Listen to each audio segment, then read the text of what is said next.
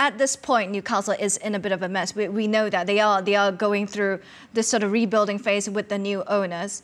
How quickly do they need to get a permanent manager? How risky is it the longer that you wait for that permanent manager? Because an interim manager can't really stamp their style in. It's really more about damage limitations. And the tough fixtures until January is pretty crazy. They can't do anything in the market until the January window opens. Do they have to really put the urgent button, press the urgent button on finding a permanent manager, Kevin?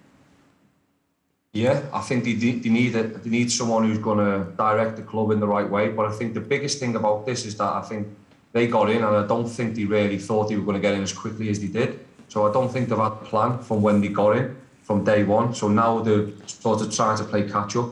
And I think what the most important thing is now is they get the plan right.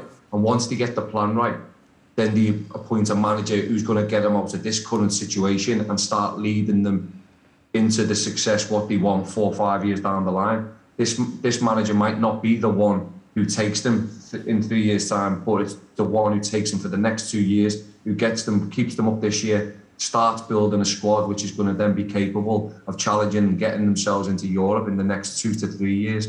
But, you know, there's not many people out there who've going to have the experience to be able to get out of a relegation fight in the Premier League. It's not as easy if you just bring in 5, 6 different players in January. It's about embedding them into a squad. So, how far will they be off come January? There's massive decisions to be made at the club in the next coming weeks. But the appointment of a permanent manager has got to be the right one. You can't just think because they've had a good, and they've got a good CV abroad, or they're a big name that's going to come in and change things right away. That doesn't happen, certainly not in the Premier League. And when we're not being able to buy anybody until January, I mean, who's going to go to a bottom 3 club, Jamie? You know yourself, it's tough. You're not going to get the top players from the Premier League. Baby boys.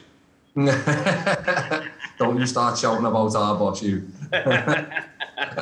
But I mean, look, I mean, well, in my eyes, if you're thinking about that, they're the type of people who have been in them situations. So it's a massive appointment, and it's got to be someone who you can trust to come in to be able to spend a bit of money and to be able to regalvanise this squad, because at this moment in time, it's looking very, very worrying.